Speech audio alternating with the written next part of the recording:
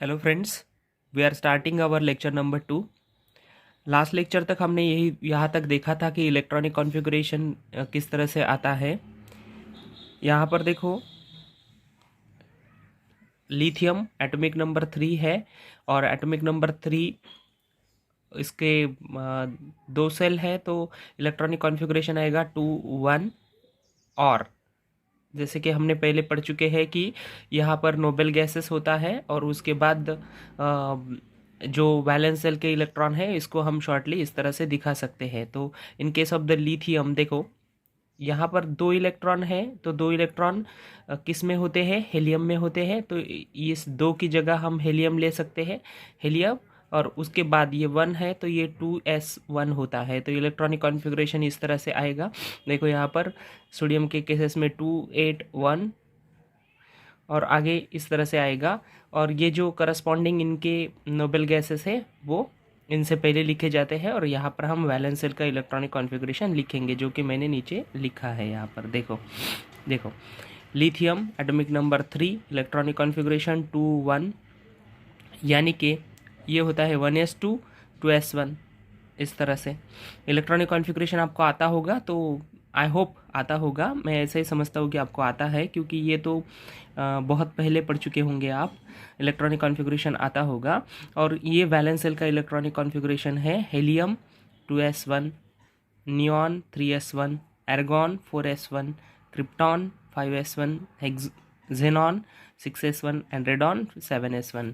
तो देखो, ये एटॉमिक नंबर्स है, ये इनका शॉर्ट इलेक्ट्रॉनिक कॉन्फ़िगरेशन है। यानी कि देखो, पहले सेल में 2 इलेक्ट्रॉन, दूसरे सेल में 1 इलेक्ट्रॉन। पहले सेल में 2 8 1, 2 8 8 1, 2 8 18 8 1। इस तरह से इलेक्ट्रॉनिक कॉन्फ़िगरेशन आता है। इलेक्ट्रॉनिक कॉन्फ़िगरेशन आपको आता है ऐसा मैं समझ के ये पढ़ा रहा हूँ, ओके। अगर आपको इलेक्ट्रॉनिक कॉन्फ़िगरेशन नहीं आता है तो सबसे पहले आप ये सीख लो कि इलेक्ट्रॉनिक कॉन्फ़िगरेशन में जो वैलेंस सेल, जो सेल्स होते हैं उनको कैसे किस तरह से फिल किया जाता है। देखो, ये अबव प्रिंसिपल है, आप 11th स्टैंडर्ड में पढ़ चुके होंगे। नहीं आता तो रिकॉल कर लीजिए। देखो, इस तरह से ये अबव प्रिंसिपल है, आप इस तरह से लिखिए: 1s 2s 3s 4s 5s up to 7s, then 2p 3p, इस तरह से लिखिए 4d। और फाइनली इनको यहाँ से यहाँ तक ऐसे फिल करते जाएंगे। तो देखो, सबसे पहले कौन फिल होगा? सबसे पहले फिल होगा 1s1, उसके बाद होगा 2s, उस 1s फिल हो गया, उसके बाद होगा 2s, उसके बाद होगा 2p, उसके बाद होगा 3s, उसके बाद होगा 3p, उसके बाद होगा 4s, उसके बाद 3d 4p 5s, इसे ऊपर से नीचे तक आने का। देखो, अब ये एनर्जी लेवल्स होती है। अब वो प्रिंसिपल क्या कहता है कि orbitals are filled on increasing energy of their orbitals. Orbitals की एनर्जी जैसे जैसे बढ़ती है वैसे वैसे फील होते हैं। जैसे कि सबसे लोअर एनर्जी के ऑर्बिटल जो होते हैं वो सबसे पहले फील होंगे। तो देखो, सबसे लोअर एनर्जी का ऑर्बिटल कौन सा होता है? 1s1 होता है। उससे ज़्यादा 2s 1s होता है, उससे ज़्यादा एनर्जी होती है 2s की। तो देखो, 1s से 2s की एनर्जी ज़्यादा है, यहाँ पर ग्रेटर दैन लिखा है। 1s greater than 2s, 2s और उसके बाद 2p, उसके बाद 3s 3p 4s 3d। ये ऑर्डर इस तरह से बनती जाएगी। आप इस ऑर्डर को याद रखना चाहते हैं तो ये लिखिए। देखो, पहले 1s, then 2s, then 2p, then 3s, then 3p, then 4s, then 3d 4p 5s 4d 5p। इस तरह से ये ऑर्डर लिखी हुई है। कौन सा प्रिंसिपल है? अबव। अबव का मीनिंग होता है building up. Building up, the orbitals are filled, the lower energy orbitals will get filled first. ये ऐसा प्रिंसिपल है कि लोअर एनर्जी के जो ऑर्बिटल्स होते हैं वो पहले भरेंगे, उसके बाद इलेक्ट्रॉन्स हायर एनर्जी के ऑर्बिटल्स में जाएगा। बीएससी फर्स्ट ईयर में ये पढ़ाने की ज़रूरत नहीं है, आप पढ़ चुके होंगे। और नहीं पढ़ते, नहीं आता तो बोल दीजिए, मैं फिर से पूरा डिटेल्स में पढ़ा दूंगा, क्योंकि ये भी इम्पॉर्टेंट है। अबव प्रिंसिपल्स जो इलेक्ट्रॉनिक कॉन्फ़िगरेशन है उसके 3 रूल्स होते हैं। अबव प्रिंसिपल्स होता है और दूसरे 2 भी होते हैं। तो वो भी आपको कुछ सीखना है, नहीं आता है तो मुझे बता दीजिए, मैं वो भी आपको क्लियर कर दूंगा, ओके। देखो, मैंने यहाँ पर लिखा है यस सब सेल जो होता है उसकी कैपेसिटी सिर्फ 2 इलेक्ट्रॉन्स की होती है। मतलब यस में आप मैक्सिमम 2 ही इलेक्ट्रॉन फिल कर सकते हैं। 2 से ज़्यादा नहीं, S3 कभी नहीं होता, S4 कभी नहीं होता, S0 हो सकता है, S1 हो सकता है, या फिर S2 हो सकता है। P में देखो, P की कैपेसिटी होती है 6 इलेक्ट्रॉन की, उससे ज़्यादा इसमें इलेक्ट्रॉन्स नहीं होते हैं, मैक्सिमम 6 हो सकते हैं। D में कितने हो सकते हैं, 10 हो सकते हैं, और F में कितने हो सकते हैं, 14 हो सकते हैं। तो ये कैपेसिटी है सब सेल्स की, मैक्सिमम इलेक्ट्रॉन इसमें कितने अकोमोडेट हो सकते हैं वो है। ओके, तो yes may have the maximum electron 2, P6, D10 and F14। याद रखो, इनको मेमोराइज करके रखो। और ये अबव प्रिंसिपल है अगर आपको इलेक्ट्रॉनिक कॉन्फ़िगरेशन नहीं आता है तो। अगर आपको अबव इलेक्ट्रॉनिक कॉन्फ़िगरेशन आता है तो ये सब पहले से ही पता होगा, नहीं आता तो बराबर से इसको पढ़ने की कोशिश करो, इसको देखो। इलेक्ट्रॉनिक कॉन्फ़िगरेशन के लिए जितने भी रूल्स हैं, पॉली एक्सक्लूजन प्रिंसिपल्स होता है वो भी, अबव प्रिंसिपल भी, हंट्स रूल होता है वो भी, वो आप सबको वो सभी पढ़ना पड़ेगा अगर इलेक्ट्रॉनिक कॉन्फ़िगरेशन नहीं आता है तो। अगर नहीं आता है तो बता दीजिए, मैं आपको वो फिर से पढ़ा दूंगा। ओके, तो देखो ये इलेक्ट्रॉनिक कॉन्फ़िगरेशन है, ये इनके एटॉमिक नंबर है। एटॉमिक नंबर कैसे लेने होते हैं, देखो लिथियम का तो 3 है, यहाँ 30 तक तो कम से कम आपको आता होगा। लिथियम एटॉमिक नंबर 3, सोडियम 11 है, पोटेशियम 19 है, रुबिडियम 37 है, सीसियम 55 एंड फ्रांसियम 87। देखो अगर नहीं आता है तो इस तरह से आप लिखो इनको, लीना के RBCS FR, जैसे कि पहले मैं बता चुका हूँ, लीना के RBCS FR, इस तरह से लिखो। लिथियम जो है, लिथियम का इलेक्ट्रॉनिक कॉन्फ़िगरेशन आपको आता होगा, और इसका एटॉमिक नंबर भी बहुत छोटा है 3। उसके बाद देखो 3 में 8 मिला दो, कितने हो जाते हैं 11।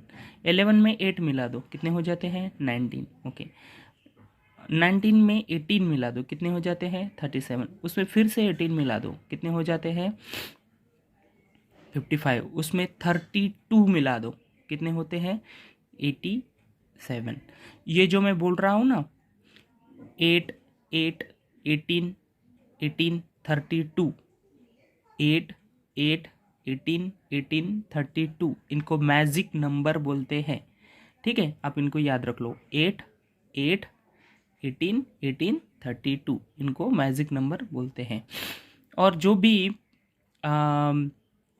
वैलेंस सेल होता है, पेनल्टीमेट सेल होता है, एंटी पेनल्टीमेट सेल होता है, वो मैंने लास्ट लेक्चर में आपको पढ़ा दिया है। इलेक्ट्रॉनिक कॉन्फ़िगरेशन हमें यहाँ पर जो लिखा है, इसको हम देखो, लिथियम है, लिथियम को किस तरह से लिख सकते हैं, लिथियम को लिख सकते हैं 1s2 2s1। देन सोडियम को किस तरह से लिख सकते हैं 1s2 2s2 2p6 3s1। Okay, ये सीरीज़ आपको यूज़ करनी है इलेक्ट्रॉनिक कॉन्फ़िगरेशन लिखने के लिए।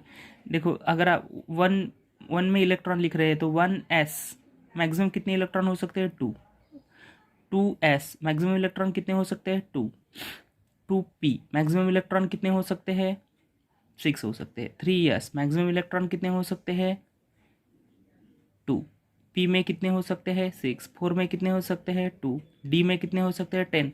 जब तक एटॉमिक नंबर में जितने इलेक्ट्रॉन्स हैं उतने ख़त्म नहीं हो जाते, तब तक इलेक्ट्रॉनिक कॉन्फ़िगरेशन लिखते जाने का इस ऑर्डर से। ओके, इस ऑर्डर से, जो भी ये अबव प्रिंसिपल के ऑर्डर है, इस तरह से। ठीक है, तो देखो इलेक्ट्रॉनिक कॉन्फ़िगरेशन पे बहुत डिस्कशन हो गया है। अगर आपको फिर भी नहीं आता है, कोई प्रॉब्लम है तो बता दीजिए, मैं इलेक्ट्रॉनिक कॉन्फ़िगरेशन फिर से डिटेल्स में ले लेता हूँ। ओके, चलते हैं नेक्स्ट पोर्शन की तरफ।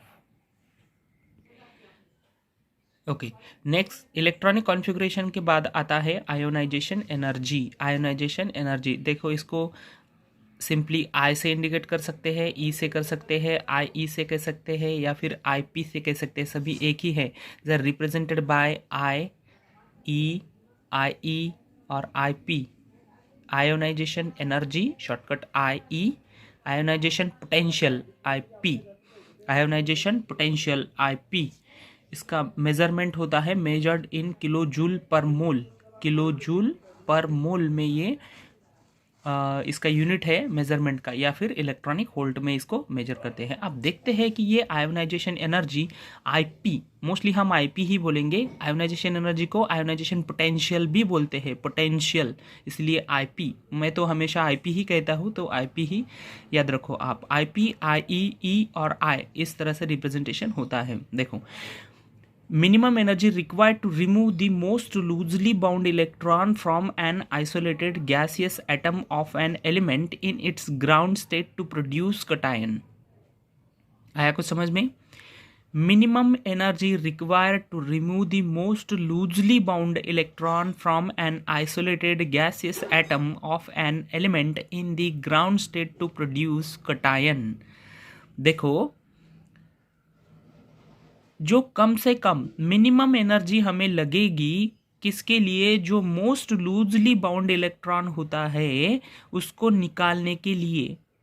उस इलेक्ट्रॉन को हमें एटम से फ्री कर देना है, उसको हमें एटम से निकाल देना है। तो जो भी एनर्जी हमें लगेगी मिनिमम एनर्जी, और एटम भी कौन सा चाहिए, आइसोलेटेड गैसियस एटम चाहिए। मतलब आइसोलेटेड का मीनिंग अकेला एटम को हम कंसिडर करेंगे, अकेले एटम को हम कंसिडर करेंगे, क्योंकि एटम अकेला नहीं होता है, वो कंबाइंड स्टेट में होता है। लेकिन हम यहाँ पर किसको कंसिडर करेंगे कि एटम अकेला है और गैसियस स्टेट में है, मतलब एक ही है और गैसियस स्टेट में है, आइसोलेटेड गैसियस स्टेट में है वो, ऑफ एन एलिमेंट। उस एलिमेंट का एक ही एटम कंसिडर करेंगे, और वो आइसोलेटेड है, और आइसोलेटेड का मतलब अलग अलग थलग है, और गैसियस स्टेट में है। और जब वो आइसोलेटेड होगा, जब वो गैसियस स्टेट में होगा, और ग्राउंड स्टेट में, मतलब उसके पास मिनिमम एनर्जी है। ग्राउंड स्टेट का मीनिंग क्या होता है, मिनिमम एनर्जी। एक्साइटेड स्टेट का मीनिंग होता है मैक्सिमम एनर्जी। ओके, तो ग्राउंड स्टेट में है, मतलब बहुत स्टेबल स्टेट में है, मतलब कम से कम एनर्जी वाले स्टेट में है, उसको कहते हैं ग्राउंड स्टेट। अकेला है, आइसोलेटेड है, गैसियस है और ग्राउंड स्टेट में है। तब उसमें से अगर हमें इलेक्ट्रॉन्स निकालना है तो जो भी एनर्जी लगेगी उसको कहते हैं आयोनाइजेशन एनर्जी। क्या कहते हैं उसको, आयोनाइजेशन एनर्जी। यानी कि हमें एनर्जी प्रोवाइड करनी होती है जब हमें किसी एटम से इलेक्ट्रॉन्स को रिमूव करना होता है। देखो, एटम से इलेक्ट्रॉन को रिमूव करते वक्त एनर्जी क्यों लगती है, ये मैं आपको डिटेल्स में बता दूंगा। पहले इस डेफिनेशन को देख लीजिए। The minimum amount of energy required to remove the most loosely bounded electron from an isolated gaseous atom of an element in its ground state to produce cation। जब भी हम किसी एटम से इलेक्ट्रॉन्स निकाल देंगे तो कटायन प्रोड्यूस होगा। Cation क्या होता है, तो कोई भी चार ऐसा स्पेसीज होता है जिसपे पॉजिटिव चार्ज हो, आयंस होता है जिसपे पॉजिटिव चार्ज हो। पॉजिटिव चार्ज वाले आयन को क्या कहते हैं, कटायन कहते हैं। ओके, और नेगेटिव चार्ज वाले को क्या कहते हैं, अनायन कहते हैं। ये आपको पता होगा। Okay, it is represented by I, ionization energy है इसलिए आई, या फिर सिंपली ई से क्योंकि एनर्जी है, या फिर आई ई आयोनाइजेशन एनर्जी, या फिर आई P ionization potential. I P ज़्यादा यूज होती है आयोनाइजेशन पोटेंशियल। तो याद रखिए, ionization potential and ionization energy is nothing but same. Measured in, इसका मेजरमेंट के लिए यूनिट्स कौन से यूज किए जाते हैं, किलो जूल पर मोल, किलो जूल पर मोल, या फिर इलेक्ट्रॉन वोल्ट। किलो जूल पर मोल या फिर इलेक्ट्रॉन वोल्ट यूज किए जाते हैं। देखो, अब ये यम जो है ना, मान लो कि कोई एटम है, यम क्यों लिखा है, मेटल है, क्योंकि जो इलेक्ट्रॉन लूज कर सकता है वो मेटल ही होगा ना, तो इसलिए हमने यहाँ पर यम लिखा है। तो यम कौन से स्टेट में होना चाहिए, आइसोलेटेड गैसियस स्टेट में होना चाहिए। मेटल आइसोलेटेड गैसियस स्टेट में होना चाहिए, यहाँ इसलिए यहाँ पर जी लिखा है, गैसियस स्टेट प्लस एनर्जी। अब हमें इसको एनर्जी देनी पड़ेगी, इसीलिए यहाँ पर प्लस लिखा हुआ है। अब इसको एनर्जी देनी पड़ेगी, इसलिए क्या लिखा है, यहाँ पर प्लस लिखा है। Energy required, IP, energy required, energy हमें लगेगी इसमें से इलेक्ट्रॉन निकालने के लिए, इसीलिए यहाँ पर हमने प्लस किया है कि हमने एनर्जी देनी है, इसको ऐड करनी है इसमें, इसीलिए यहाँ पर प्लस लिखा है। एनर्जी रिक्वायर्ड, जो भी एनर्जी हम इसको देंगे उसको क्या बोलेंगे, आईपी। यही है आयोनाइजेशन पोटेंशियल, जो कि हम एनर्जी देते हैं। किस चीज़ के लिए हम एनर्जी दे रहे हैं, देखो इस इलेक्ट्रॉन को निकालने के लिए।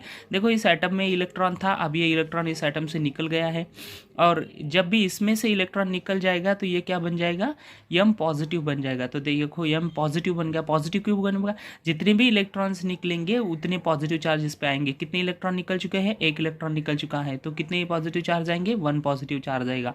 तो मेटल इन गैस स्टेट होगा। अब ये मेटल कटायन में कन्वर्ट हो गया, कटायन में कन्वर्ट हो गया। ऐसे ही थोड़ी हुआ है, कैसे क्यों हुआ है, क्योंकि हमने एनर्जी प्रोवाइड की है। जब हम इसको एनर्जी प्रोवाइड करेंगे तो ये जो एनर्जी है, ये एनर्जी इस इलेक्ट्रॉन को निकालने के लिए हेल्पफुल होगी, इस इलेक्ट्रॉन को ये एनर्जी निकालेगी। इस इलेक्ट्रॉन को निकालने के लिए हमने कितनी एनर्जी दी है उसी को कहते हैं आयोनाइजेशन पोटेंशियल। लेकिन एटम कौन सी स्टेट में होना चाहिए, आइसोलेटेड होना चाहिए और गैसेस स्टेट में होना चाहिए। इसलिए हम कहते हैं कि जो हमने मिनिमम एनर्जी इसको दी है to remove the most loosely bounded electron. Most loosely bounded electron का मीनिंग होता है कि वैलेंस सेल का इलेक्ट्रॉन, लास्ट सेल का इलेक्ट्रॉन, बीच वाला इलेक्ट्रॉन से नहीं निकलता है, लास्ट वाला वैलेंस सेल का ही इलेक्ट्रॉन्स निकलेगा। उस इलेक्ट्रॉन को निकालने के लिए जितनी भी एनर्जी हमने खर्च की है उसी को कहते हैं आयोनाइजेशन पोटेंशियल। और it is a energy provided, remember that this is energy provided, therefore यहाँ पर प्लस का साइन है कि हम इसको इसमें ऐड कर रहे हैं। और ये प्रोवाइडेड एनर्जी आयोनाइजेशन पोटेंशियल होती है जो कि इलेक्ट्रॉन को निकाल देती है, और इलेक्ट्रॉन निकलने के बाद यहाँ पर कटायन बनेगा। ओके, तो ये जो कटायन बन रहा है इसके लिए जो हमने मतलब कटायन बनाने के लिए जो भी एनर्जी हमने दी है वही होती है ionization potential, ionization energy. Okay, electron निकल गया है, ठीक है। अब उसके बाद देखो कि हमने इलेक्ट्रॉन तो निकाल दिया है, लेकिन इलेक्ट्रॉन मोस्ट लूजली बाउंडेड का मीनिंग क्या होता है। देखो ये एटम है तो प्रोटॉन और न्यूट्रॉन न्यूक्लियस में होंगे, और यहाँ पर मान लो कि ये सेल है, तो ये सेल में ये इलेक्ट्रॉन सबसे लूजली बाउंडेड होगा। क्यों, क्योंकि ये जो इलेक्ट्रॉन्स है ये न्यूक्लियस से बहुत दूर है एज कम्पेयर टू ये दो इलेक्ट्रॉन से कंपैरिजन में। ओके, तो जो भी वैलेंस सेल का इलेक्ट्रॉन होता है वही मोस्ट लूजली बाउंडेड इलेक्ट्रॉन होता है। और कभी भी अगर हम इलेक्ट्रॉन निकालने की कोशिश करेंगे तो वैलेंस सेल का ही इलेक्ट्रॉन पहले निकलेगा, क्योंकि अंदर के सेल वाले इलेक्ट्रॉन तो स्ट्रांगली बाउंडेड होते हैं। तो मोस्ट लूजली बाउंडेड इलेक्ट्रॉन का मीनिंग है कि वैलेंस सेल का इलेक्ट्रॉन। ओके, अब देखो वैलेंस सेल का इलेक्ट्रॉन क्या होता है। देखो न्यूक्लियस और इलेक्ट्रॉन्स में क्या होगा, इस न्यूक्लियस में और इलेक्ट्रॉन्स में क्या होगा, अट्रैक्शन होगा, तो ये इसको अट्रैक्ट करेगा। तो जो भी ये जो अट्रैक्शन फोर्स है, ये अट्रैक्शन फोर्स इसको इजीली निकलने देगा क्या, नहीं निकलने देगा, क्योंकि ये इस इलेक्ट्रॉन्स को ये न्यूक्लियस होल्ड करके बैठा है, ये इसको अट्रैक्ट करके बैठा है। तो इसका जो अट्रैक्शन है वो ख़त्म करने के लिए, मतलब इस अट्रैक्शन को ओवरकम करने के लिए हमें इसको एनर्जी देनी पड़ेगी। जब हम एनर्जी देंगे जो कि इस अट्रैक्शन को ओवरकम करेगी, तब ये इलेक्ट्रॉन इसकी जो इसने बाइंड करके रखा है इससे आज़ाद हो जाएगा और ये निकलेगा। इसीलिए हमें एनर्जी प्रोवाइड करनी पड़ती है कि हमें इसको इससे फ्री कराना है। ओके, क्योंकि इसने ये इसको पकड़ के रखा था पहले से ही, तो इसको फ्री करने के लिए जो एनर्जी लगेगी वही एनर्जी हमें यहाँ पर प्रोवाइड करनी होती है, उसी को हम कहते हैं आयोनाइजेशन एनर्जी। अब देखो यहाँ पर मैं एक और कॉन्सेप्ट आपको बताना चाहता हूँ। प्लस इलेक्ट्रॉन और पॉजिटिव चार्ज, मतलब ये इलेक्ट्रॉन पे नेगेटिव चार्ज होगा और न्यूक्लियस पे पॉजिटिव चार्ज होगा, इनमें होगा अट्रैक्शन। लेकिन देखो इलेक्ट्रॉन इलेक्ट्रॉन में रिपल्शन होता है, ये इलेक्ट्रॉन और ये इलेक्ट्रॉन इनमें क्या होगा, रिपल्शन होगा, क्योंकि ये सेम चार्ज स्पेसिस है। Negative charge negative charge negative charge negative charge में क्या होगा, रिपल्शन होगा। ओके, तो देखो अब जो एलिमेंट है वो क्या करता है, कोई भी एलिमेंट है अगर वो लॉस ऑफ इलेक्ट्रॉन होता है, उसमें से इलेक्ट्रॉन निकलेगा तो उसका क्या बनेगा, कटायन बनेगा। मतलब कोई भी एलिमेंट अगर इलेक्ट्रॉन लॉस कर रहा है तो उससे क्या बनेगा, कटायन। तो हम कह सकते हैं सिंपल लैंग्वेज में कि अगर हमें कटायन बनाना है तो उसके लिए जो एनर्जी लगती है उसे कहते हैं आयोनाइजेशन पोटेंशियल। अब इलेक्ट्रॉन लॉस हो जाएगा और ये कटायन बन जाएगा, और इस प्रोसेस को कहते हैं आयोनाइजेशन। क्या कहते हैं, आयोनाइजेशन। अगर इलेक्ट्रॉन लॉस होता है तो उसको क्या कहते हैं, आयोनाइजेशन। ओके, देखो यहाँ पर लॉस हो रहा है और उसमें से कटायन बनेगा, तो ये आयोनाइजेशन प्रोसेस है, ठीक है। अब ये जो है ये किस तरह की रिएक्शन है, तो ये एंडोथर्मिक रिएक्शन है। किस तरह की है, एंडोथर्मिक। क्यों, क्योंकि हमने एनर्जी सप्लाइड की है, यहाँ पर एनर्जी प्रोवाइड की है हमने। एनर्जी निकलती होंगी तो उसको बोलेंगे एक्सोथर्मिक।